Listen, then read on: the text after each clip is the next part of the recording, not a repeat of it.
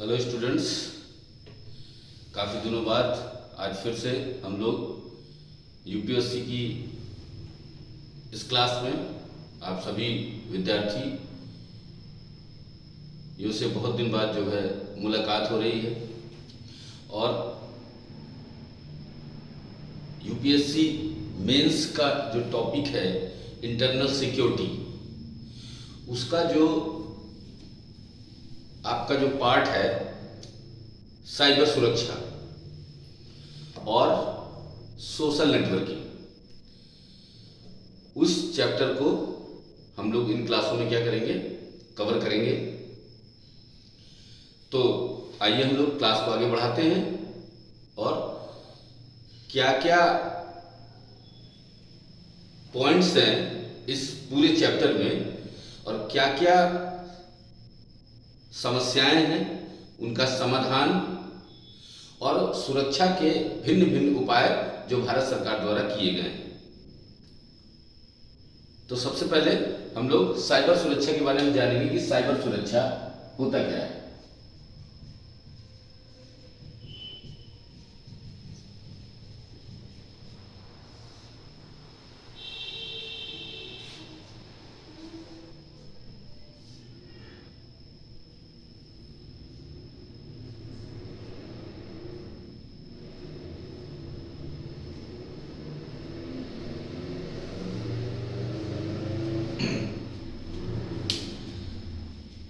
वर्तमान सूचना संचार की क्रांति की यदि हम बात करें तो यह क्रांति अपने चरम पर पहुंची हुई है और भिन्न भिन्न क्षेत्रों में संचार नेटवर्क इतना ज्यादा फैला हुआ है कि अब जो है इसकी सुरक्षा में खतरे भी उत्पन्न हो गए। इसके प्रसार आपने देखा होगा कि संपूर्ण जो अर्थव्यवस्था है या राजनीतिक कुछ मामले हैं या सामाजिक मामले हैं या हमारे सांस्कृतिक मामले हैं, कहीं ना कहीं इन सबों के केंद्र में सूचना संचार क्रांति ने क्या कर लिया है, अपना स्थान बनाया हुआ है।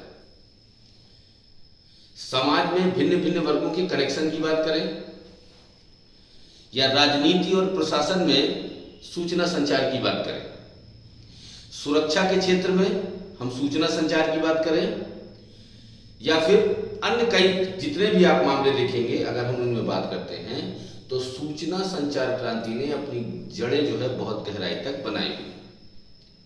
और अब ऐसा प्रतीत होता है कि बिना सूचना संचार के जो ये टेक्नोलॉजी है, इसके बिना मनुष्य का जीवन अब संभव प्रतीत नहीं होता है।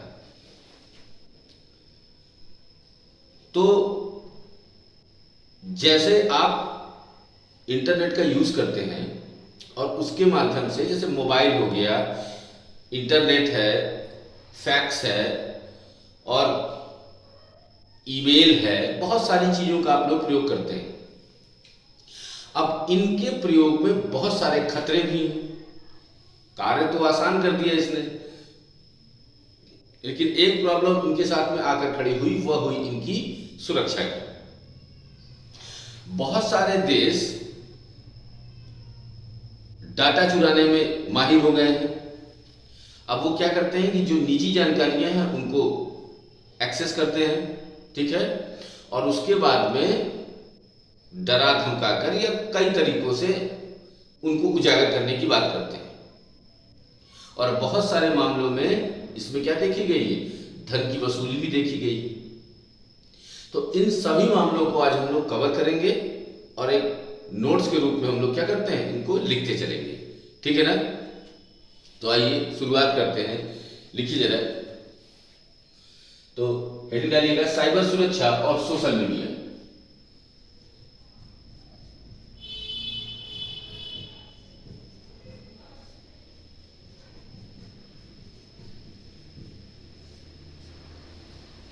साइबर सुरक्षा और सोशल मीडिया लिखिएगा जरा। इसमें साइबर स्पेस में डाटा नेटवर्क साइबर स्पेस में डाटा नेटवर्क तथा साइबर उपकरणों की सुरक्षा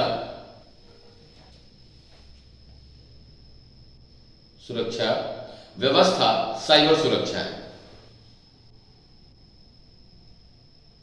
सूचना की चोरी होने, दुरुपयोग होने या उस पर हमले से रोकने के लिए उठाए जाने वाले सुरक्षात्मक कदम भी साइबर सुरक्षा के अंतर्गत आते हैं।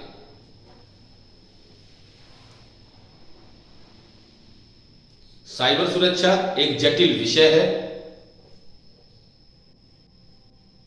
जिसमें विभिन्न स्थानों पर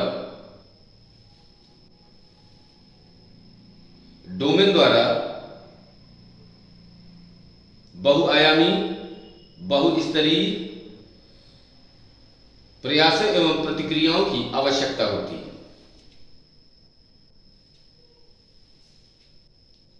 यह सरकारों के लिए एक चुनौती साबित हुई है क्योंकि यह विभिन्न मंत्रालयों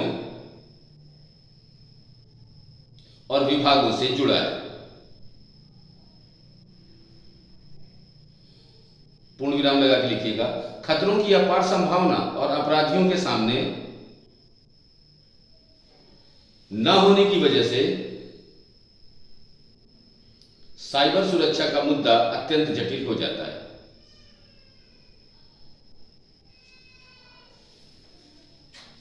लिखिएगा, सूचना प्रौद्योगिकी के तेजी से विकास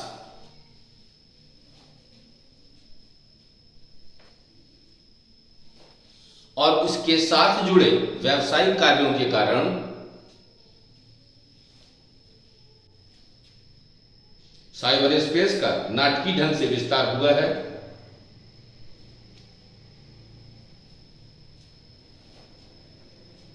सूचना व संचार प्रौद्योगिकी के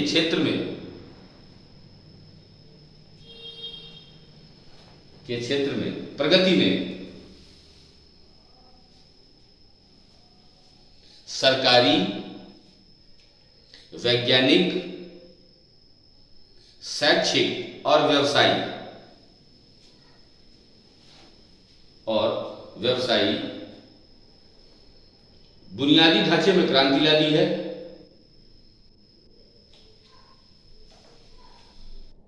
आईटी अवसंरचना, ऊर्जा पावर ग्रिड, दूरसंचार,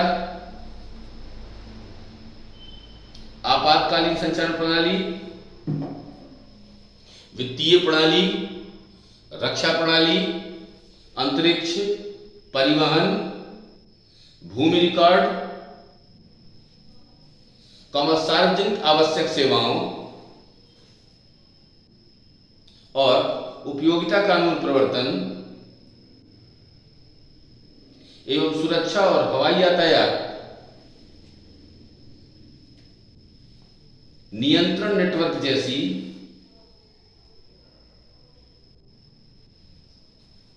राष्ट्रीय क्षमताओं को आश्रय देने वाले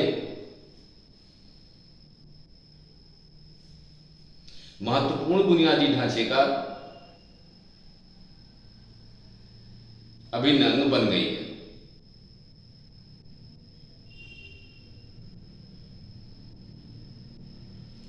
वाणिज्यिक लेन देन और संचार के लिए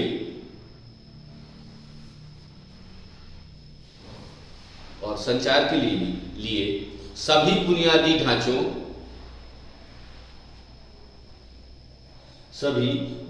ढांचों की निर्भरता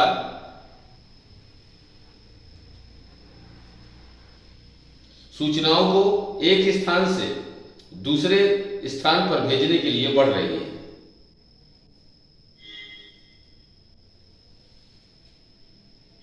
देश की आर्थिक सुरक्षा के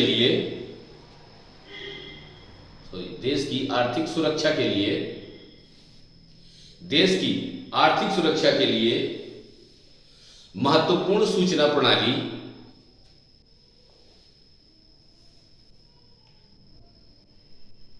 कि ऑपरेशनल स्थिरता और सुरक्षा बहुत महत्वपूर्ण है।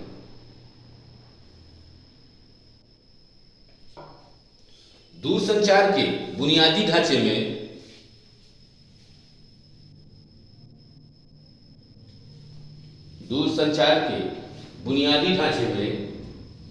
लगातार हो रही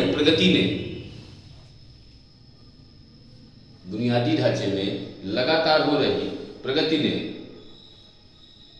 इन चुनौतियों को बढ़ाया है।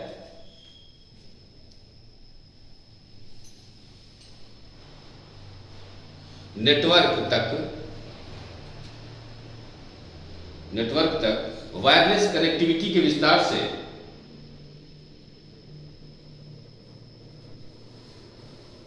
कंप्यूटर नेटवर्क की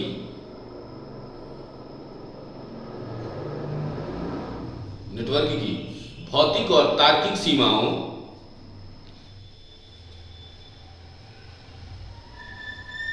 का निर्धारण करना बहुत मुश्किल होता जा रहा है।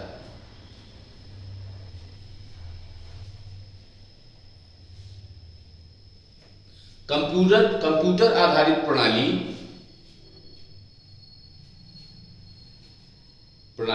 तक बढ़ती इंटरकनेक्टिविटी और पहुंच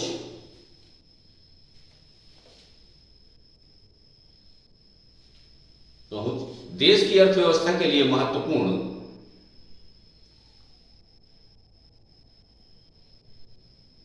किंतु चिंताजनक विषय है। ठीक है, हेडिंग डालिएगा साइबर खतरे।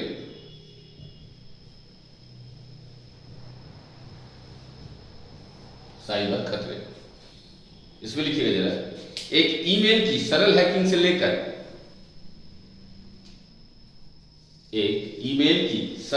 से लेकर राज्य के विरुद्ध युद्ध छेड़ना जैसे अपराध साइबर सुरक्षा में शामिल है।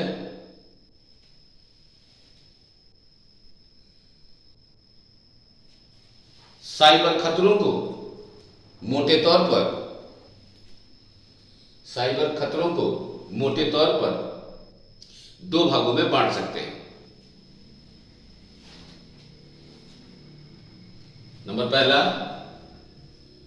व्यक्ति, कंपनियों, नंबर पहला लिखिए, व्यक्ति, कंपनियों आदि ETC आदि के विरुद्ध, और सेकंड नंबर लिखिएगा राज्य के विरुद्ध।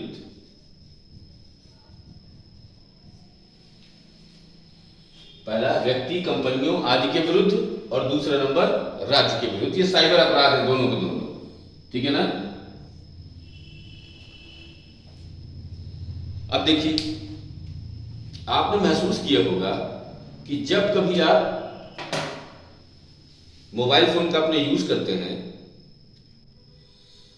और आप एक विशेष जानकारी को उसमें ढूंढने की कोशिश करते हैं। जब आप गूगल खोलते हैं और उसमें आप जो आपको चाहिए होता है, मान लीजिए आपको वॉच चाहिए, घड़ी, और उसको बार बार आपने देखा। अब जब आप अपना कोई भी अकाउंट खोलेंगे, चाहे यूट्यूब चलाएं या फेसबुक चलाएं या व्हाट्सएप चलाएं या और कोई सोशल नेटवर्किंग साइट चलाते हैं, तो उसमें जो आपने चीज़ों को देख रखा है वो ज़्यादा से ज़्यादा उसको दिखाने लगते हैं उसमें। ऐसा कैसे संभव है? तो वो कैसे जान गया कि सर्च यानी कि सभी जो आपस में है वो क्या है, इंटरकनेक्टेड। अब आप कुछ भी बात छिपी हुई नहीं है। वर्तमान में साइबर सुरक्षा का जो मुद्दा है वह इतना बड़ा है कि इस पर बहुत ज्यादा सरकारों ने फोकस करना अब शुरू कर दिया है। बहुत सारा डेटा है जो ऑनलाइन है और अगर वो गलत हाथों में पहुंच गया तो किसी के लिए भी खतरा हो सकता है। ठीक है, खुफिया जानकारी है। अब इसमें दो बातों की जिक्र आती है कि या तो व्यक्ति कंपनियों आदि के विरुद्ध हो सकता है, कोई कंपनी का डाटा है मान लो बहुत गुप्त है, उससे अगर वो लीक हो जाए तो कंपनी की जो साख है उस पर खतरा उत्पन्न हो सकता है। तो मान लीजिए अगर ऐसा डाटा किसी व्यक्ति के पास पहुंच जाए तो समस्या हो जाएगी, ठीक है। और राज्य के विरुद्ध, यानी कि राज्य का बहुत सारा जो प्रशासनिक ढांचा है, रक्षा है, आर्थिक ढांचा है, वो बहुत हद तक क्रांति के इस दौर में निर्भर करता है टेक्नोलॉजी के ऊपर, इंफॉर्मेशन टेक्नोलॉजी पर। अब यहाँ पर भी डाटा को सुरक्षित रखने की बहुत बड़ी चुनौती है कि भाई अब ये भी सुरक्षित रहे, क्योंकि लगातार वायरस और हैकर्स का हमला होता रहता है। तो इन दोनों की सुरक्षा के उपाय करने हैं, और बिना इनकी सुरक्षा के उपाय के आप जो है, जो कार्य प्रणाली है उसको ठीक ढंग से आप सुचारू रूप से नहीं रख सकते। आपको सुरक्षा की संपूर्ण व्यवस्था क्या होगी, करनी होगी। आगे लिखिएगा जरा, इसमें हेडिंग डालिएगा साइबर अपराध।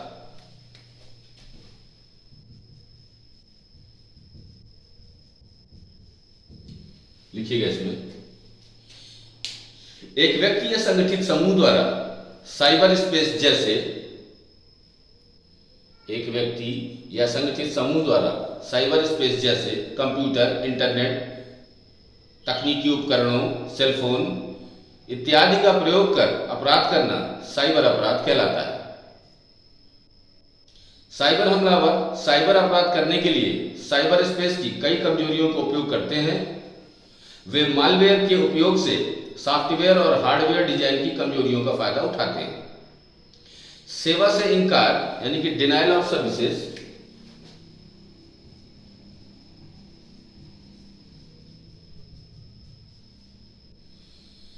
सेवा से इनकार, डिनायल ऑफ सर्विसेज, सेवा से इनकार, डिनायल ऑफ सर्विसेज हमलों के द्वारा लक्षित वेबसाइटों को भी नुकसान पहुंचाया जाता है। पूर्ण विराम लगा के, हैकिंग के द्वारा सुरक्षित कंप्यूटर प्रणाली की सुरक्षा को भेद कर उनकी कार्य प्रणाली को खराब करना एक आम तरीका है। पहचान, यानी कि आइडेंटिटी की चोरी करना भी एक सामान्य बात है। दिन प्रतिदिन खतरे की प्रवृत्ति और संभावना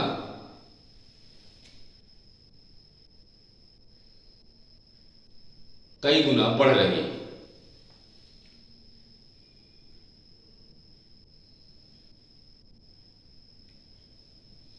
देखिएगा, साइबर अपराधों को दो श्रेणी में बांट सकते हैं।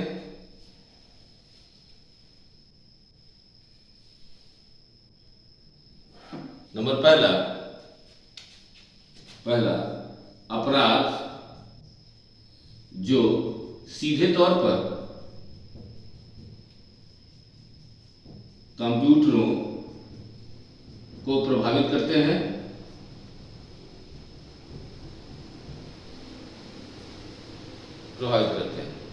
इसमें लिख लीजिए कुछ बातें। इनमें शामिल है कंप्यूटर वायरस को फैलाना,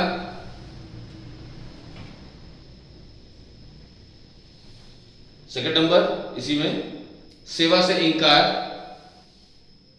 इसमें लिखिएगा जरा, सेवा से इनकार में डॉस अपने लक्षित उपयोगकर्ताओं के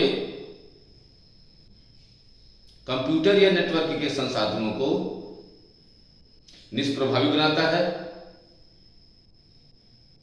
यह अस्थायी रूप से या अनिश्चित काल के लिए इंटरनेट से जुड़े एक कंप्यूटर की सेवाओं को बाधित करता है। इसी में अगला नंबर लिखिएगा मेलवेयर।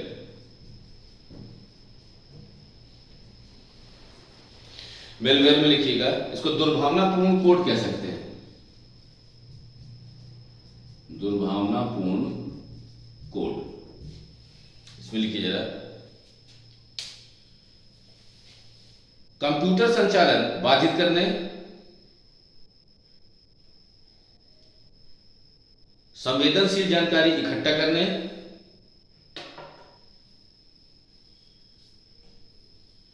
या निजी कंप्यूटर सिस्टम तक पहुंच प्राप्त करने के लिए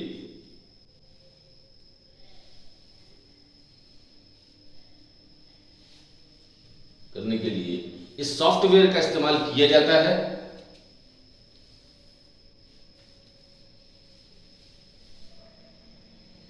यह कोड लिपियों, सक्रिय सामग्री और अन्य सॉफ्टवेयर के रूप में हो सकता है।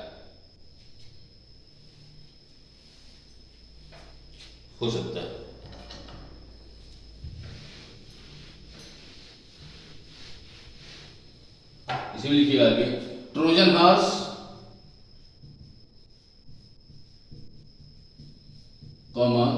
Root kits, Trojan horse, rootkits, worms, adware,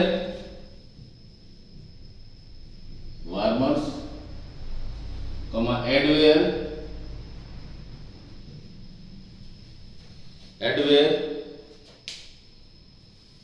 इत्यादि जैसे बंधक प्रवृत्ति अथवा घुसपैठिए सॉफ्टवेयर को साधारणतः मैलवेयर कहते हैं।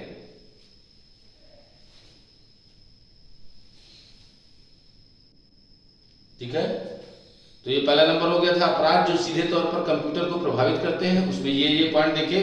अब दूसरा नंबर लिखिएगा, सेकंड नंबर लिखिए कंप्यूटर नेटवर्क या यंत्रों से अपराध करने में आसानी हो गई है।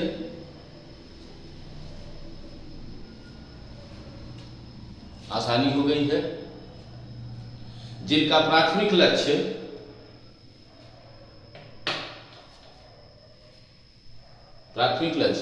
कंप्यूटर नेटवर्क या डिवाइस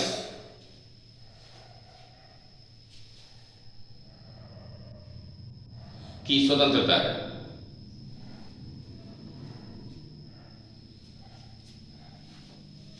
इसके माध्यम से निम्नवत अपराध किए जा सकते हैं।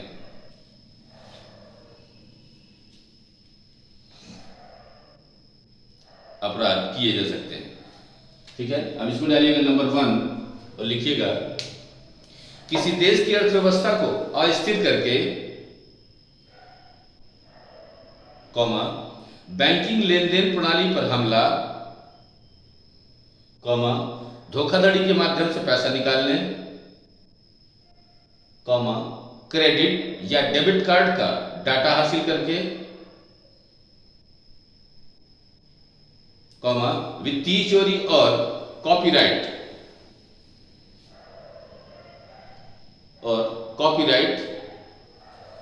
को हिंदी में कहते हैं प्रतिलिप्याधिकार।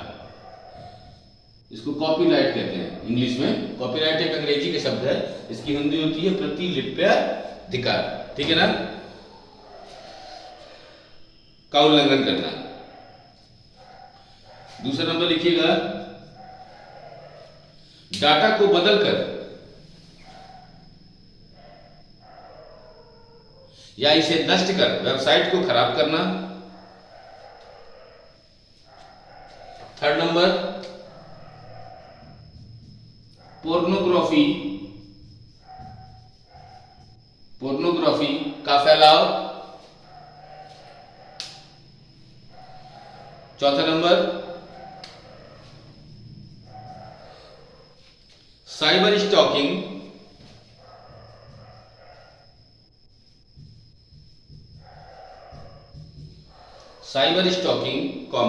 महिलाओं के प्रति असम्मान,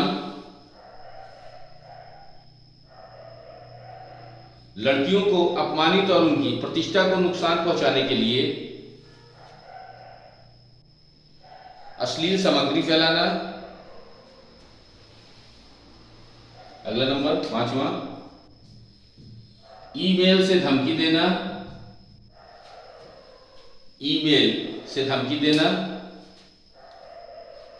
नेक्स्ट, नकली पहचान बनाना,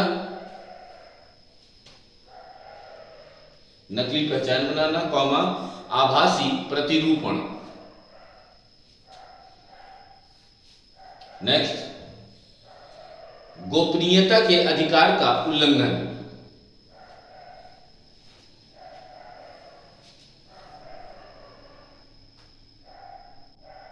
नेक्स्ट, अगला, सोशल मीडिया के दुरुपयोग से समाज में सांप्रदायिक तनाव भड़कने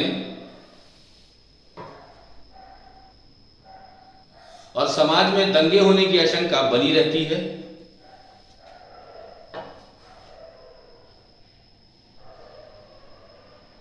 उत्तेजक सामग्री को पोस्ट करने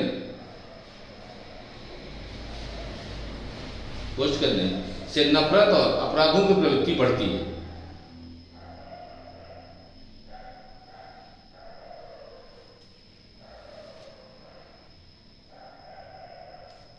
अगला पॉइंट, सूचना युद्ध और नेक्स्ट नंबर, सूचना चुराकर घोटाले।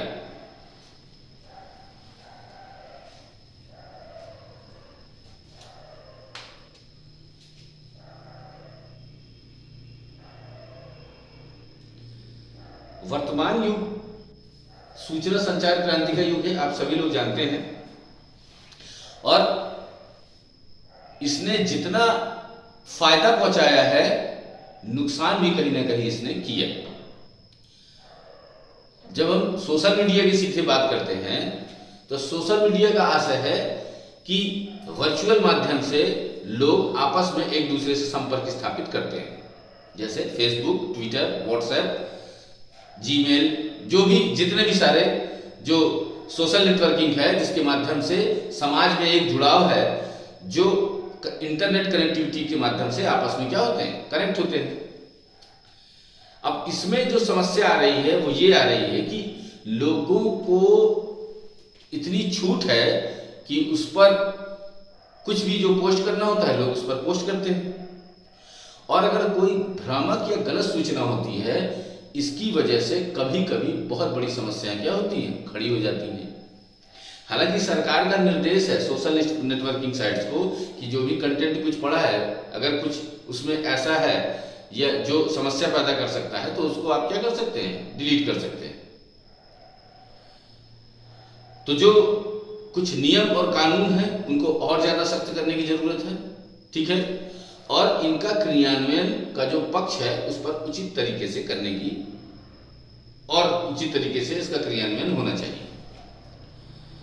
अब बात आएगी कि मान लीजिए कि अगर कोई अपनी सूचना देना चाहता है, तो भारत में संविधान में स्वतंत्रता का अधिकार है और उसके तहत वाक और अभिव्यक्ति की स्वतंत्रता दी हुई है। अब उस स्वतंत्रता का प्रयोग करके लोग बहुत सारे तरीकों से सोशल मीडिया पर अपने विचारों को रखते हैं, रखना भी चाहिए, उचित विचारों को। और इस क्रम में बहुत सारे लोग ऐसे हैं जो विचार कम होते हैं, लेकिन वो क्या होते हैं, एक तरह से उत्तेजित विचार बहुत ज्यादा होते हैं। अब किसी भी, अच्छा, लोग क्या कर रहे हैं, इसमें इस समय इतना ज्यादा सोशल मीडिया पर लोग आश्रित हो चुके हैं कि किसी भी जानकारी को सोशल मीडिया से प्राप्त करने की कोशिश की जाती है। जैसे कोई फैक्ट है, मान लीजिए, अगर लगता है आपको ऐसा है, तो उसको चेक भी तो किया जा सकता है, चेक करने के बहुत सारे माध्यम हैं। लेकिन लोग फेसबुक और व्हाट्सएप पर इतना भरोसा करते हैं, या अन्य सोशल नेटवर्किंग साइट्स की बात करते हैं, कि वो उन्हीं चीजों को सत्य मान लेते हैं जो उसमें बताई जाती है। अब इसका सबसे बड़ा खामियाजा क्या है कि जो लोग अननोन हैं, जिनको नहीं पता है, अब सोशल मीडिया के माध्यम से उनको भी बातें पता चल गई, क्योंकि टेक्नोलॉजी इतनी बढ़ चुकी है कि हर व्यक्ति के हाथ में मोबाइल है। अब लोग इंटरनेट के माध्यम से दूर दूर तक कनेक्ट है, कहां का आदमी कहां से दोस्ती है, फ्रेंडशिप है। अब अगर उस पर कोई आप पोस्ट देखते हैं तो उसको सत्य मान लेना कहां तक उचित हो सकता है कि नहीं, जितनी भी चीजें हैं सारी की सारी सत्य है। और बहुत सारे लोग उनको सत्य मानकर दावे भी करने लगते हैं। तो ये जो बढ़ती प्रवृत्ति है सोशल मीडिया की ओर, ये बहुत ही घातक भी है और ये एकाकीपन को बढ़ावा दे रही है। बहुत सारे लोग फोन लेकर पूरा दिन पूरा रात सब बिजी रहते हैं, उनको कोई लेना देना नहीं होता बाहरी दुनिया से, और वो बस अपना फोन लेकर के अपना, तो लोग क्या होते जा रहे हैं, एकाकी होते जा रहे हैं। और एकाकीपन अन्य जो है जो खतरे होते हैं उनको क्या करता है, पैदा करता है। ठीक है, तो ये हमने कुछ पॉइंट्स देखे। आगे हेडिंग डालिएगा,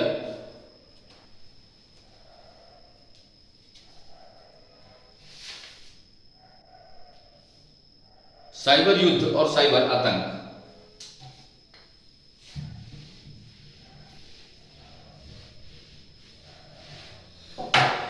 साइबर युद्ध और साइबर आतंक।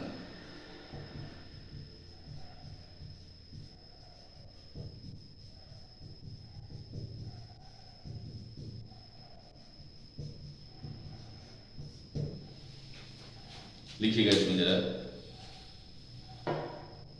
यह कहा गया है कि भविष्य में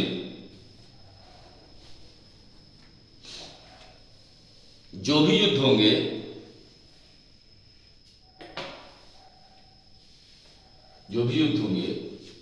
वे पारंपरिक युद्धों की तरह है, पारंपरिक युद्धों की तरह जल, थल या नभ में नहीं लड़े जाएंगे।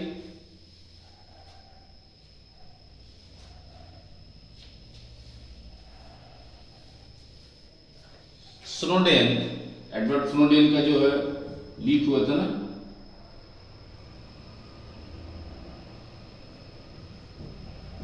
स्नोडेन के खुलासे के मुताबिक 21वीं सदी में साइबर स्पेस युद्ध के लिए एक उपयुक्त जगह बन सकता है।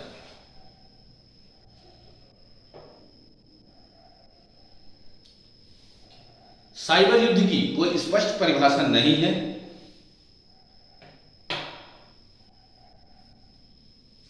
लेकिन जब कोई राज्य इंटरनेट आधारित अप्रत्यक्ष शक्ति के प्रयोग को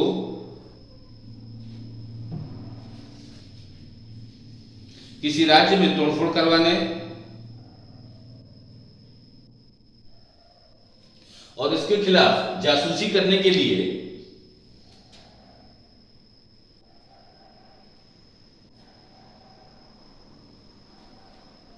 राज्य नीति को एक औजार के रूप में इस्तेमाल करता है,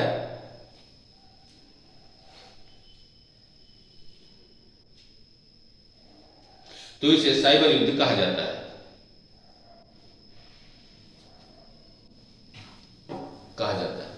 जबकि जासूसी के लिए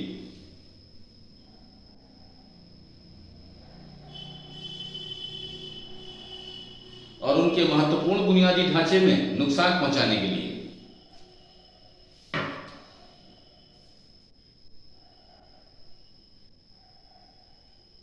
अन्य देशों की सूचना प्रणाली पर हमले को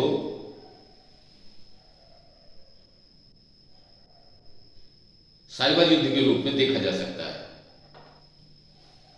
इसमें महत्वपूर्ण सूचना की हैकिंग, महत्वपूर्ण वेब पेजों, सामरिक नियंत्रण और सूचना की हैकिंग शामिल है। पैराग्राफ चेंज करके लिखिएगा। 2007 में एस्टोनिया एक देश है यूरोप का, 2007 में एस्टोनिया और 2008 में जॉर्जिया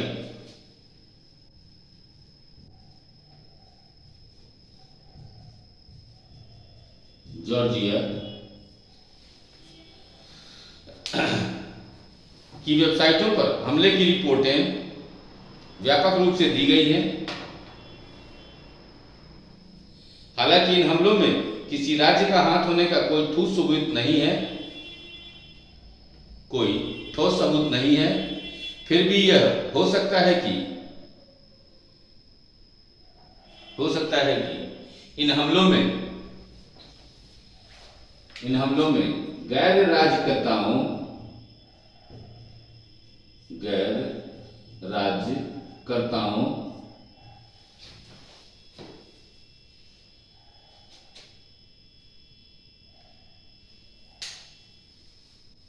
गैर राज्यकर्ता मतलब राज्य के अलावा, जैसे हैकर्स ले लेते हैं, इनमें हैकर्स द्वारा इस्तेमाल किया गया। गैर राज्यकर्ताओं का, एक मिनट, क्या लिखा? गैर राज्यकर्ताओं का राज्यकर्ताओं द्वारा, मतलब इनके द्वारा काम करवा दिए गए, राज्यकर्ताओं द्वारा इस्तेमाल किया गया।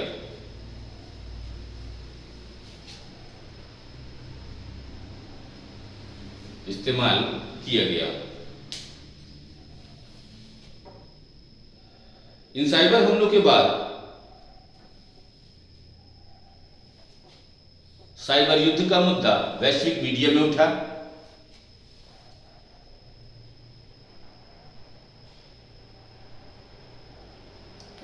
डालिएगा साइबर आतंकवाद। साइबर आतंकवाद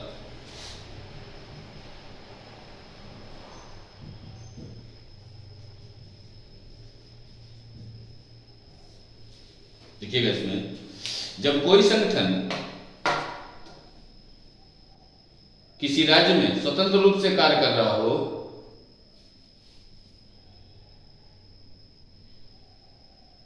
और साइबर स्पेस के माध्यम से आतंकवादी गतिविधियों को संचालित करता है,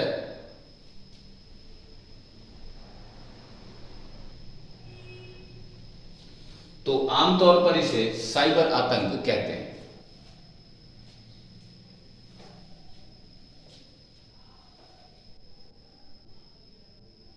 जैसे ईरान के परमाणु कार्यक्रम को हैक करने के लिए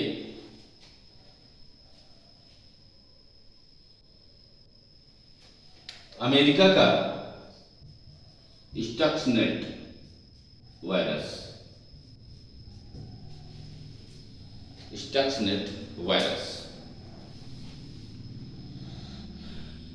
ठीक करिएगा।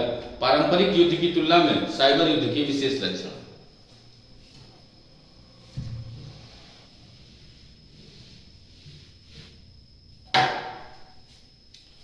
पारंपरिक युद्ध की तुलना में साइबर युद्ध के विशेष लक्षण।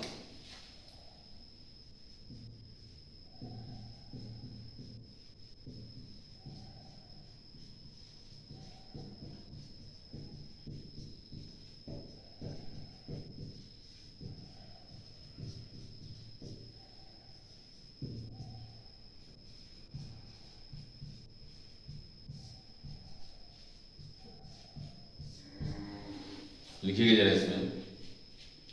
नंबर पहला, युद्ध का नया क्षेत्र।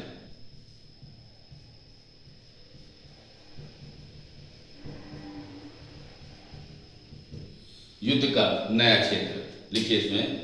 इंटरनेट का विकास और कम लागत के वायरलेस कम्युनिकेशन। इंटरनेट का विकास और कम लागत के वायरलेस कम्युनिकेशन की उपयोगिता आज के युग में उतनी है जितनी 100 वर्ष पूर्व हवाई जहाजों की थी।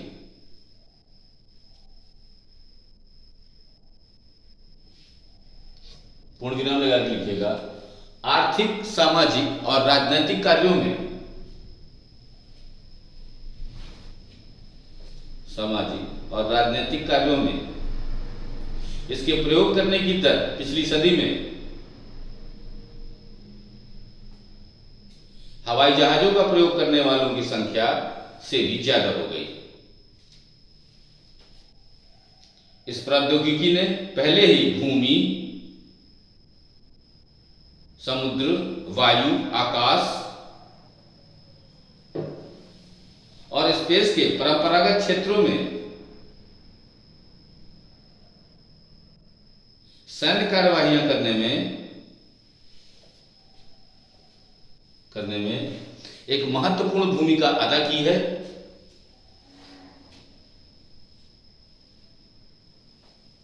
कुछ राज्यों द्वारा आक्रामक उद्देश्यों के लिए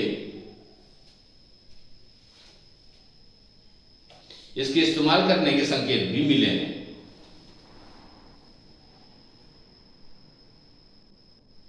पूर्ण विराम लगा के लिखिएगा।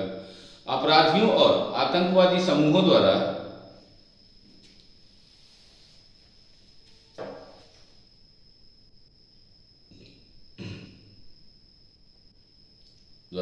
भी इसके प्रयोग करने के पर्याप्त सबूत मिल रहे हैं।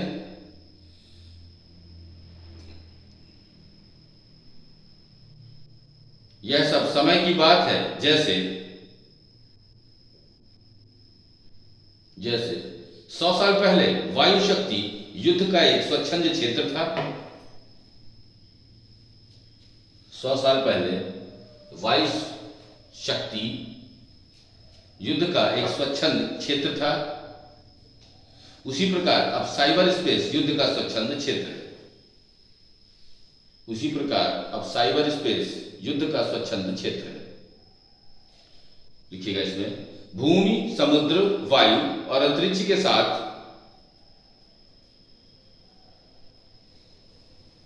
साइबर स्पेस युद्ध का 5वां संवादी क्षेत्र बन गया है।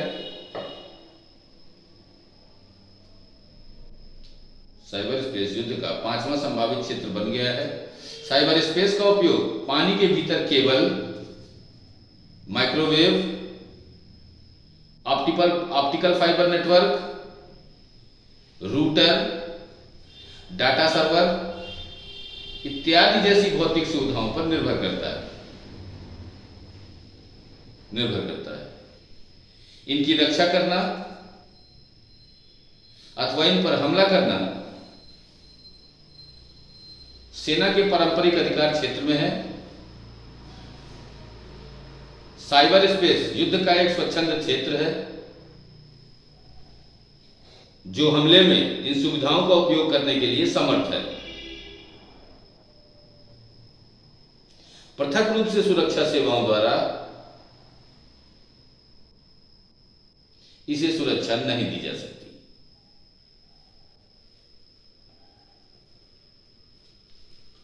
मतलब कि जो लड़ाइयां जो आज से 100 साल पहले अगर देखें तो कह रहा है जितना हवाई जहाज का महत्व था, मतलब युद्ध में उस समय नया नया प्लेन का आविष्कार हुआ। अब प्लेन के आविष्कार होने से सबसे बड़ा फायदा ये हुआ कि अब हवाई जहाज से हमले शुरू हो गए, और जब हवाई जहाज से हमले शुरू हो गए तो जिसकी हवाई ताकत मजबूत होती थी वो राष्ट्र क्या हो जाता था, आगे निकल जाता था और वो मजबूत एक शक्ति के रूप में स्थापित हो जाता था। वर्तमान की अगर बात करें उस समय से तुलना करके तो कहा गया है इसमें कि जो पुराना समय था यानी कि 100 साल पहले का समय था, उस समय युद्ध जल थल नभ में हो रहे थे। थोड़ा सा और अगर हम विकसित अवस्था की बात करें तो अंतरिक्ष भी उसमें शामिल हो जाएगा। लेकिन अगर वर्तमान समय की बात करते हैं तो कह रहा है कि साइबर स्पेस युद्ध का 5वां क्षेत्र बनता जा रहा है। जाहिर सी बात है, जब दुनिया की हर चीज एक जगह इकट्ठी होती जा रही है और हर चीज के लिए आप किस पर निर्भर हैं? इंफॉर्मेशन टेक्नोलॉजी पर। भाई आपको पैसा निकालना है, वित्तीय लेन देन करना है, उसके लिए आप मोबाइल चला रहे हो, ठीक है, आपकी सारी जानकारी है वहां पर, ठीक है ना। तो इसमें क्या होता है कि अपने आप को बहुत संभाल कर यूज करना होता है, इंटरनेट को, अपने फोन को भी सुरक्षित रखना। बहुत सारे आपने न्यूज सुनी होगी कि उसके मोबाइल पर एक लिंक आया और उसने लिंक को फॉलो किया और उसका अकाउंट खाली हो गया। अब लिंक को खाली क्लिक करने भर से उसका अकाउंट खाली हो गया। तो ये जो खतरे हैं ये इतने ज्यादा हो गए हैं कि अगर इन पर ध्यान नहीं दिया गया तो क्या हो जाएगा, ये पूरी की पूरी व्यवस्थाओं को क्या करेंगे, ध्वस्त कर देंगे। बात समझ रहे हैं कि नहीं? तो इस पर जो हमारी जो गवर्नमेंट है उसका विशेष ध्यान है, क्योंकि भाई सब लोग जानते हैं कि व्यवस्था बहुत खतरनाक है और इस पर अगर बारीकी से ध्यान नहीं दिया गया तो भविष्य में ये क्या करेगी, और बड़ी समस्याएं खड़ी कर देगी। इसलिए सरकार इसके लिए पूरी तरह से जागरूक है और सुरक्षा के इंतजाम भी किए जाते हैं भाई कि अगर हमला ना होने पाए उसके लिए जो है 3 लेयर सिक्योरिटी है, और जो एंटीवायरस होते हैं उनको भी रखा जाता है जिसकी वजह से वायरस का अटैक ना होने पाए, और बहुत सारे ऐसे प्रिकॉशंस लिए जाते हैं ताकि आपका जो राज्य के विरुद्ध होगा तो राज्य का डाटा, और निजी व्यक्ति के विरुद्ध होगा तो निजी व्यक्ति का डाटा क्या रहे, सुरक्षित रहे। इसीलिए मोबाइल यूज करने में जब बात आती है तो उसमें भी बहुत बार कहा जाता है कि भाई ऐसे ऐप्स का, अनावश्यक ऐप्स का इस्तेमाल ना करें जो क्या करते हैं, आपका डाटा कंज्यूम करते हैं और जो आपकी निजी जानकारियां होती हैं उनको चुराने का कार्य करते हैं। कुछ दिन पहले भारत सरकार ने बहुत सारी चाइनीज ऐप्स को बंद किया था क्योंकि इनसे डाटा के चोरी होने का बहुत बड़ा खतरा क्या हो गया था, उत्पन्न हो गया था। हालांकि उसका बहुत सारा मैटर आर्थिक भी था, लेकिन बहुत सारा मैटर उसका साइबर स्पेस की सुरक्षा से भी संबंधित था, जिसके कारण सरकार लगातार इन विषयों पर ध्यान केंद्रित करती है और लोगों को समय समय पर जागरूक भी किया जाता है और स्वयं भी अपनी सुरक्षा के लिए क्या करती है, उपाय करती रहती है। सेकंड नंबर लिखिएगा इसमें, एक अपरिभाषित अंतरिक्ष।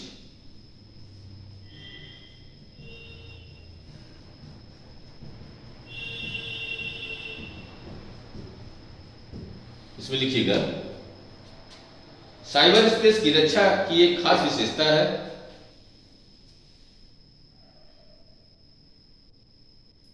राष्ट्र की सीमा या अंतरिक्ष की सुरक्षा थल, जल व वायु सेनाओं द्वारा की जा रही है।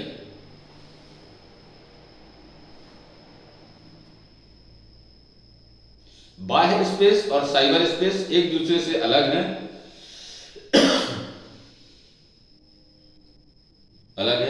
हालांकि राष्ट्रीय हित के परिप्रेक्ष्य में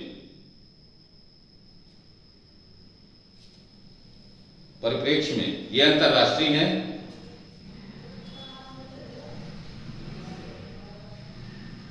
किसी भी देश के लिए अपने नागरिकों के प्रासंगिक साइबर स्पेस की कार्यप्रणाली की रक्षा के लिए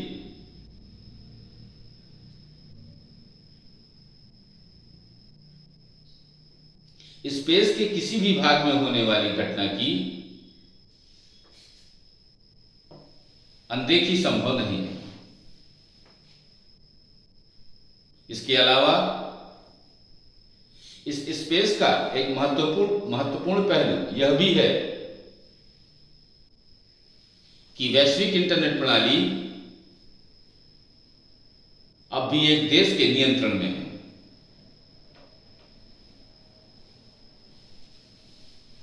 इसलिए राष्ट्रीय सुरक्षा और अंतर्राष्ट्रीय सहयोग अनिवार्य रूप से एक दूसरे से जुड़े हैं। इसका मतलब है कि देश की सरकार को अपनी सुरक्षा नीति और इंटरनेट व दूरसंचार शासन, सूचना स्वतंत्रता से संबंधित मानवाधिकारों, इन्फोटेक सेवाओं पर व्यापार वार्ता इत्यादि विषयों पर बहुपक्षीय और द्विपक्षीय वार्ता में कूटनीतिक रूप के साथ सामंजस्य सुनिश्चित करना चाहिए।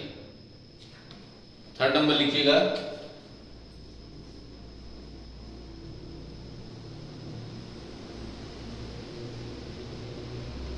छद्मवेश हमलावर। छद्मवेश मतलब डिस्गाइज्ड, छद्मवेश हमलावर, अटैकर्स, डिस्गाइज्ड अटैकर्स। लिखिए, साइबर स्पेस की एक और विशेषता है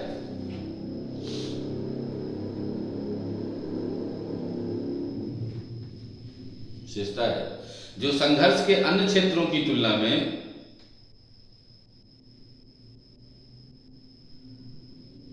सुरक्षा संरचनाओं और नीतियों के डिजाइन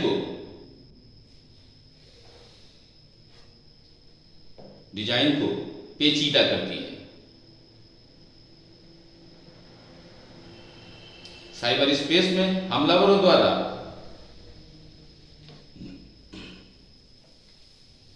अपनी कार्यवाही को छुपाना, यहां तक कि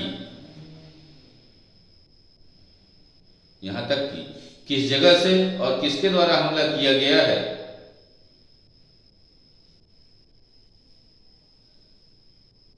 के संबंध में लक्षित व्यक्ति को गुमराह करना बहुत आसान है। इससे अपराधी की पहचान करने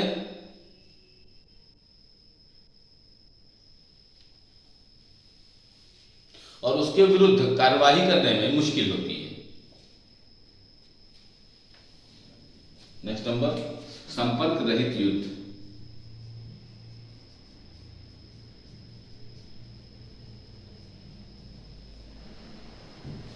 संपर्क रहित युद्ध देखिएगा, प्रौद्योगिकी के विकास ने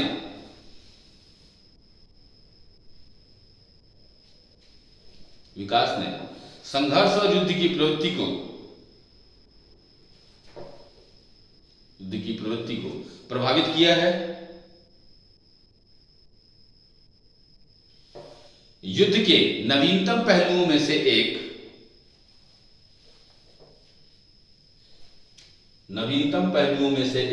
संपर्क रहित युद्ध है।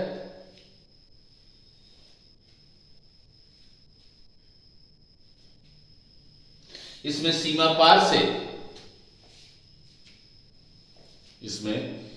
पार से कोई भौतिक या गतिज कार्यवाही नहीं होती। भौतिक या गतिज कार्यवाही नहीं होती।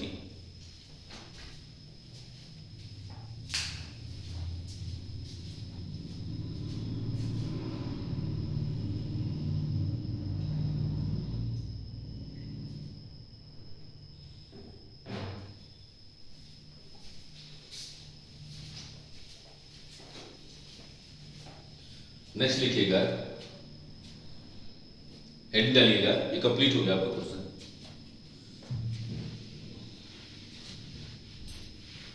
लिखिएगा इसमें डार्क वेब,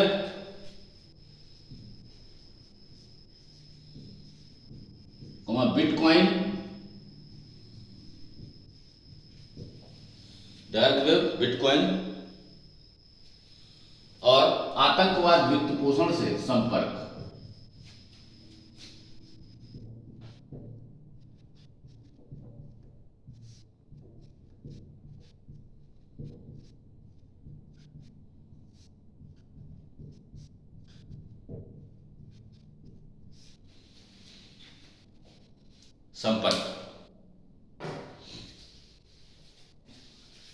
इन तीनों के बारे में हम लोग जानेंगे, डार्क वेब, बिटकॉइन और आतंकवाद वित्त पोषण से संपर्क।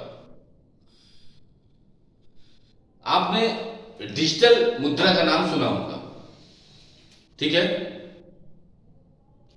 अब डिजिटल मुद्रा क्या है?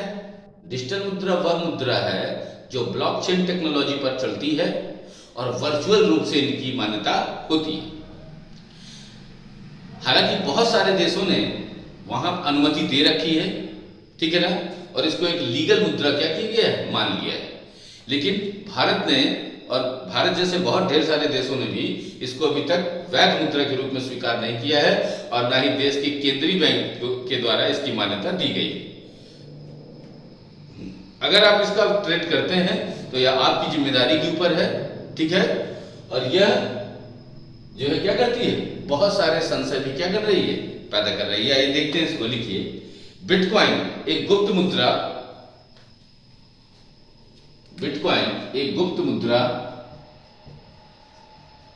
ब्रैकेट में लिखना क्रिप्टो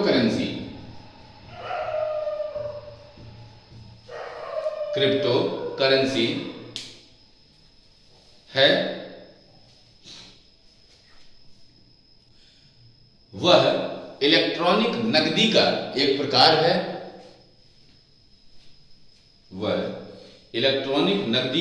एक प्रकार है। यह बिना किसी केंद्रीय बैंक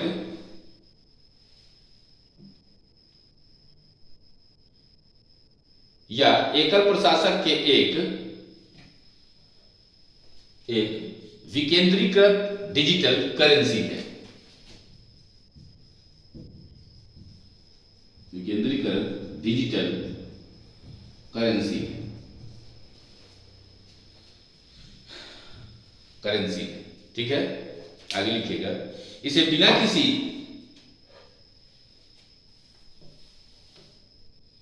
किसी अंतर्वर्तियों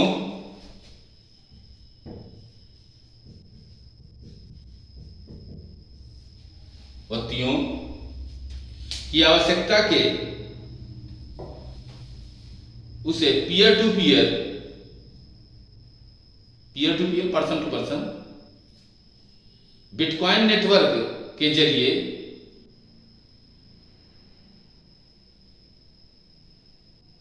एक व्यक्ति से या एक उपयोगकर्ता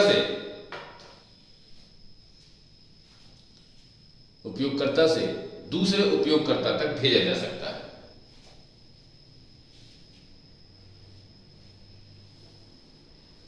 ये विनिमय क्रिप्टोग्राफी के जरिए जांच लिए जाते हैं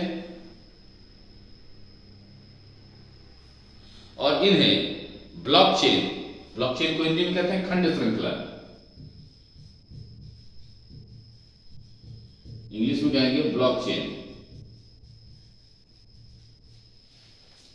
और इन्हें खंड श्रृंखला यानी कि ब्लॉकचेन कहे जाने वाले एक सार्वजनिक विवरण खाते में रिकॉर्ड कर लिया जाता है।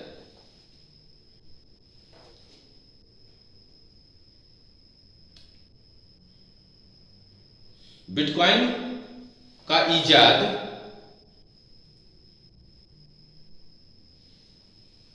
किसी अज्ञात व्यक्ति या समूह ने किया था।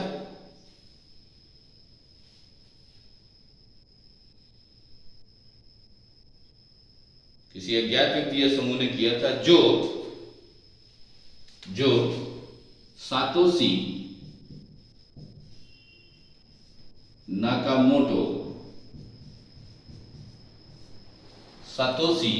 नाकामोटो नाम से काम करता था और इसे 2009 में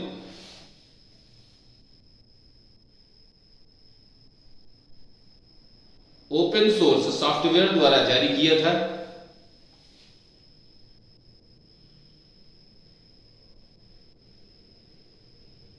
देखिएगा, बिटकॉइन को एक प्रक्रिया के लिए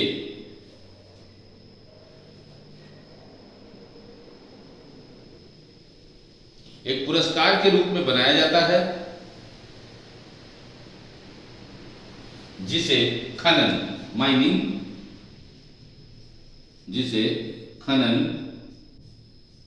माइनिंग के रूप में जाना जाता है।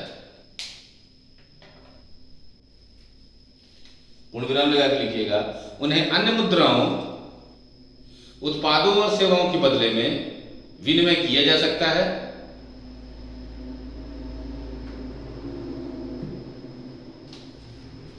कैम्ब्रिज यूनिवर्सिटी द्वारा 2017 में किए गए शोध में यह अनुमान लगाया गया कि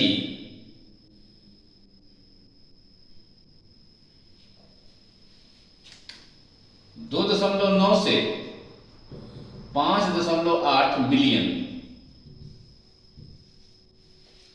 2.9 से 5.8 मिलियन अनोखे उपयोगकर्ता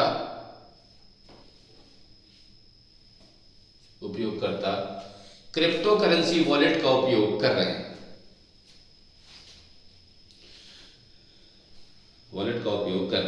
जिनमें ज्यादातर बिटकॉइन का उपयोग करते हैं।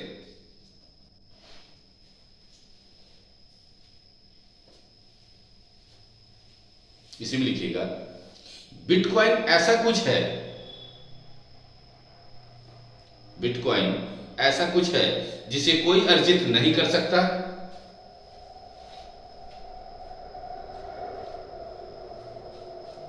और उसे भौतिक रूप से स्पर्श भी नहीं किया जा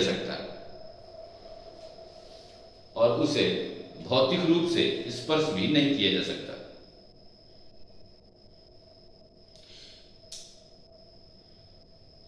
बिटकॉइन की शुरुआत एक नेक इरादे से की गई थी। बिटकॉइन की शुरुआत एक नेक इरादे से की गई थी,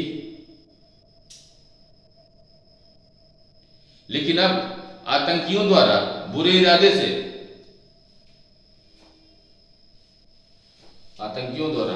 इरादे से पूरी दुनिया में धड़ल्ले से इसका प्रयोग किया जा रहा है।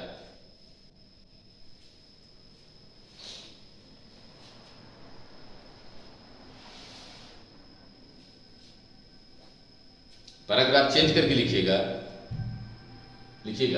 डार्क वेब को सतह के नीचे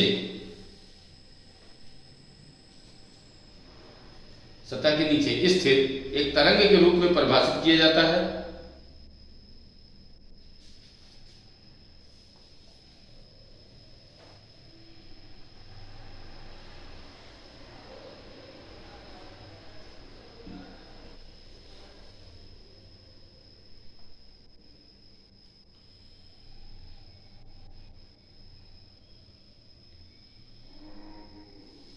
आप हिमशैल के बारे में सोचें जिसकी सतह पर Twitter, Facebook, YouTube, website surfing और ईमेल है। ये सब आपकी आसान पहुंच में है, लेकिन यह केवल इंटरनेट का संपूर्ण हिस्सा नहीं है। यह सारा का सारा भाग सतह के नीचे दबा है, जहां आप यह नहीं देख सकते कि आईपी एड्रेस कहां छिपे हैं। हैकर्स जो किसी के ईमेल अकाउंट को हैक करने का प्रयास करते हैं और इन गतिविधियों का इंटरनेट पर नजर रख पाना बहुत कठिन है।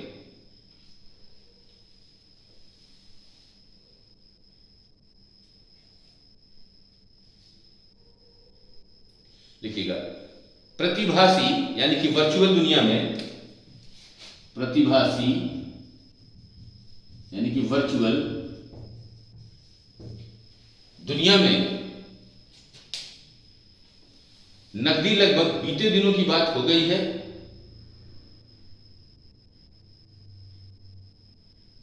और सरकार इस क्षेत्र को संचालित करने व नियंत्रित करने के लिए कानून बनाने में लगी है।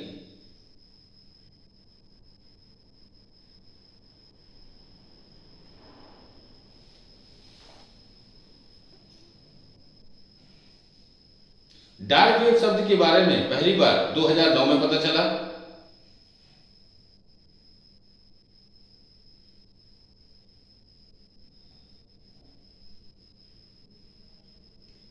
डार्क वेब डीप वेब का एक छोटा सा हिस्सा है, लेकिन इसके कंटेंट को एक्सेस करने के लिए मुख्य रूप से तैयार सॉफ्टवेयर की जरूरत होती है।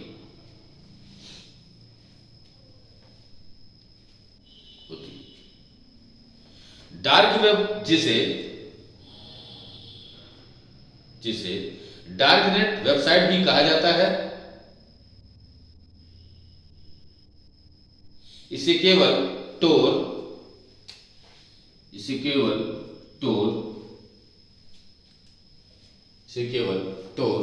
जैसे नेटवर्क से ही एक्सेस किया जा सकता है।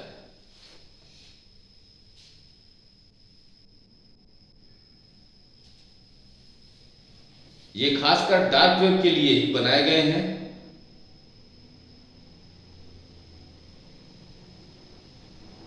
टोर ब्राउज़र और टोर एक्सेसिबल साइट, टोर ब्राउज़र और टोर एक्सेसिबल साइट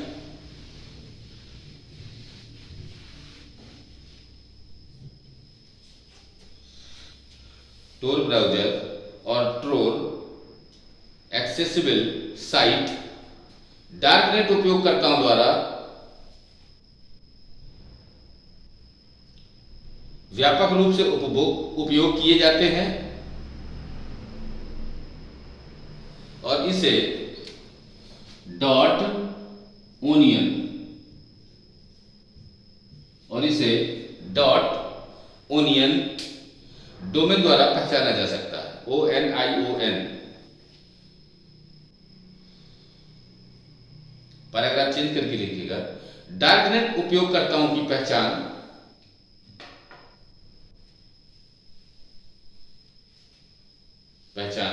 और स्थान की जानकारी अज्ञात रहती है।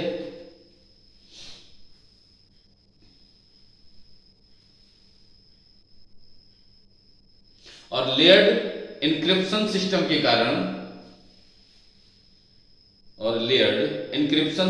कारण उन तक पहुंचा नहीं जा सकता।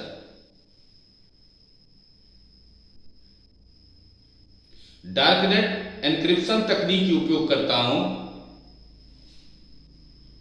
के डेटा को बड़ी संख्या में माध्यमिक सर्वरों के माध्यम से आगे भेजती है, जो उपयोगकर्ताओं के पहचान की रक्षा करती है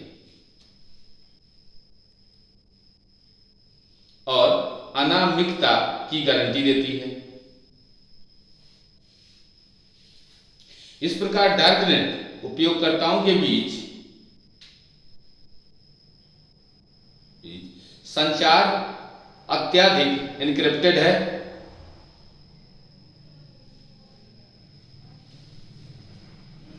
जिससे उपयोगकर्ता गोपनीय रूप से बात कर सकते हैं,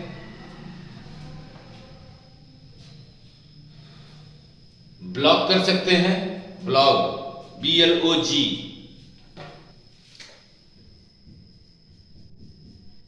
और फाइल साझा कर सकते हैं।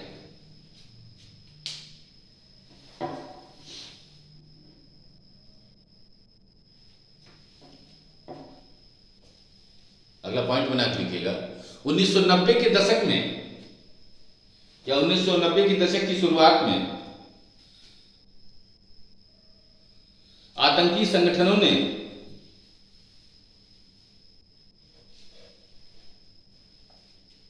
इंटरनेट इस्तेमाल करना शुरू कर दिया था। हालांकि विनियमन की कमी और आसान एक्सेस के कारण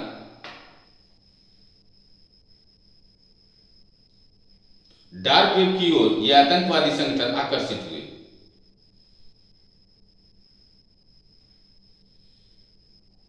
ये समूह आतंकवादी हमलों को बढ़ावा देने के लिए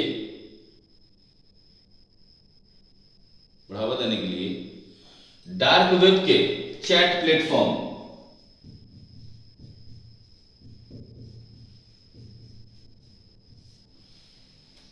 प्लेटफॉर्म का फायदा उठा रहे हैं।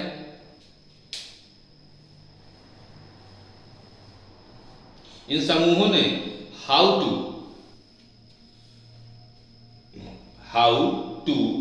गाइड भी पोस्ट किए हैं, जो लोगों को आतंकवादी के रूप में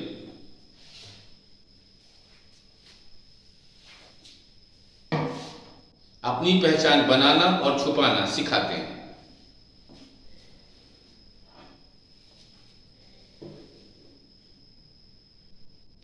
डार्क वेब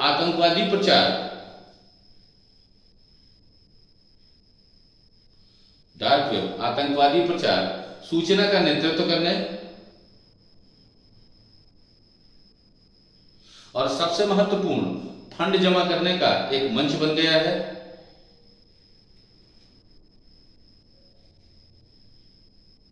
बिटकॉइन आने से अज्ञात लेन देन किए गए, जिसके कारण अपनी पहचान गुप्त रखते हुए ये आतंकवादी संगठन हथियार खरीदने के लिए पैसों का लेन देन कर पा रहे थे।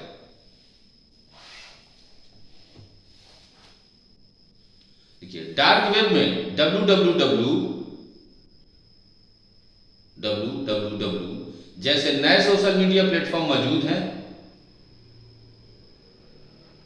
इसे डार्क वेब सोशल नेटवर्क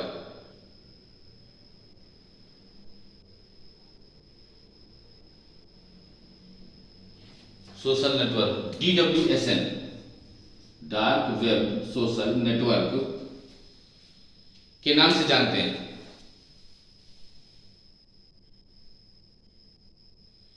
इसमें सदस्यों की आवश्यकता के अनुसार पेज मित्र हो सकते हैं, पोस्ट पसंद कर सकते हैं और फोरम पर ब्लॉग लिख सकते हैं। फेसबुक और अन्य परंपरागत सोशल मीडिया प्लेटफॉर्म ने इससे जुड़ी समस्याओं को दूर करने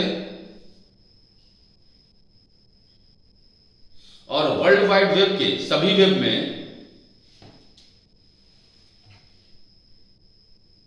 अपनी सेवा जारी रखने के लिए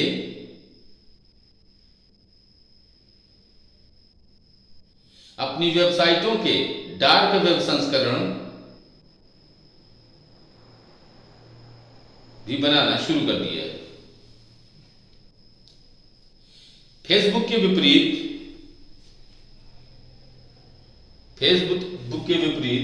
DWSN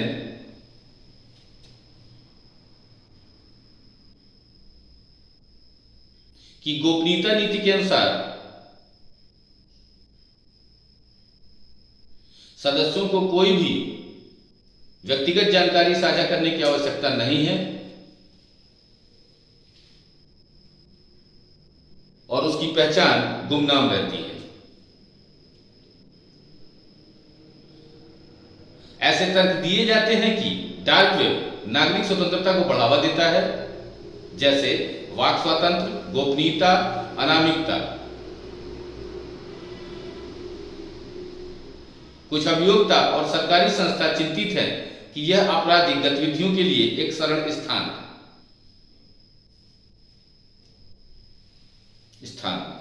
डार्क वेब को नियंत्रित करना आज भी सुरक्षा बलों के लिए एक कड़ी चुनौती है। वित्तीय कारोबार में मुद्रा के विनियमन को निगमित करने के लिए स्पष्ट निर्देशों के साथ वित्तीय कार्यवाही कार्यबल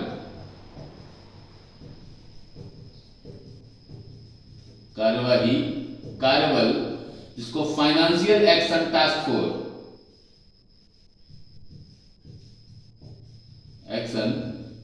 फोर्स कहते हैं, या टास्क फोर्स का गठन किया गया है। ठीक है, तो आज ये आपके कुछ महत्वपूर्ण अंश थे इस चैप्टर के। ठीक है, कल हम लोग इस चैप्टर को आगे बढ़ाएंगे और जो आगे की बातें हैं उनका क्या करेंगे, अध्ययन करेंगे। ठीक है।